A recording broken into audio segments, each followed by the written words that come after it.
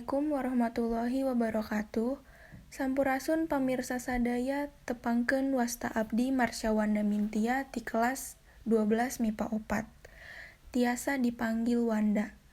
Dina kesempatan ayeuna, abdi bade nyaritakeun dongeng si Kabayan. Di episode 2 ti serial podcast Kabayan kelompok 5 anu judulna Si Kabayan Ngalatutut. Mangga dikupingkeun caritana.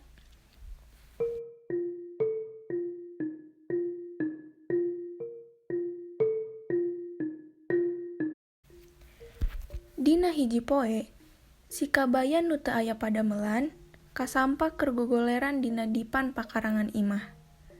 Saka pengalamun kawas nu nyarungsing mikiran nagara. Kabayan, ulah hees berang teuing. Eueuh pisan gawena si akang mah. Ngala-ngala tutut atuh kaditu jang deungeun sangu, cek Nyi Iteung. Kamana ngalana? Kabayan kalah nanya. Kaditu ka sawah, nu loba mah sok di sawah nu meunang ngagaru geura, cek Nyi Iteung. Leos. Si Kabayan lempang ka sawah, sarta neangan sawah anu tos meunang ngagaru. Di dinya katembong tututna loba, lantaran caina herang. Jadi katembong kabeh, tututna mah loba pating goletak. Tapi, barang diteges-teges ku si Kabayan, katembong kalangkang langit dina cai sawah. Manehna ngarasa sieun ningali sawah sakitu jerona, padahal mah sajengkal-jengkal acan ge henteu jerona. Siga jero soteh kalangkang langit. Cek Kabayan dina jero pikirna. Iteung, ieu sawah jerona meuni kabina-bina. Kumaha dialana eta tutut teh?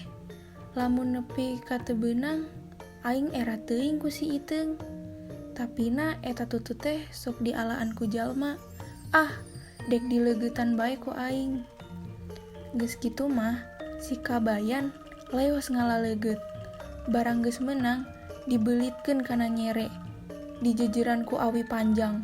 Sabab pikirna rek di kajauhan bae ngala tututna moal deket-deket sawah da sieun ti kecebur. Si Kabayan ngadekul ngalegetan tutut meh sapoe jeput, tapi teu aya bebeunanganana, ngan ngukur hiji dua bae. Kitu oge lain beunang ku leugeut, benang soteh lantaran ku kabeneran bae. Tutut keur calangap talapokna katapelan ku leugeut tuluy, nyakop jadi benang. Lamun teu kitu mah, luput moal kebenangan pisan. Sabab ari di jero cai mah eta leugeut teh teu daekeun apel, komo deui tutut mah da aya leuleuran. Di imah bari ngadagoan, Nyi Iteung geus ngalah salam, sereh jeung koneng keur ngasakan tutut. Lantaran si Kabayan can balik keneh bae, tuluy disusul ku Nyi Iteung ka sawah, kasampak si Kabayan keur ngalegeutan tutut. Ih, Kabayan, naha ngalah tutut mani kudu dileugeutan sagala, cek Nyi Iteung. Si Kabayan teh, kumaha atuh da sieun ti kecebur akang? Deuleu tuh tingali ku maneh mani sakitu jerona nepi ka katembong langit. Nyi Iteung bari keheuleun. Si Kabayan teh langsung disuntrungkeun ka gebrus ancrup ka sawah. Cek Kabayan teh, hehehehe, dadeut geuningan. Sakitu wae episode 2 anu bade abdi caritakeun. Aya pesan anu tiasa dicokot dina episode carita ieu nyaeta, ulah jadi pangedulan jeung kudu pinter lamun ngalakonan nanaonan teh. Hapunten bilih aya kalepatan dina cariosan abdi. Hatur nuhun anu atos ngupingkeun carita abdi. Wassalamualaikum warahmatullahi wabarakatuh.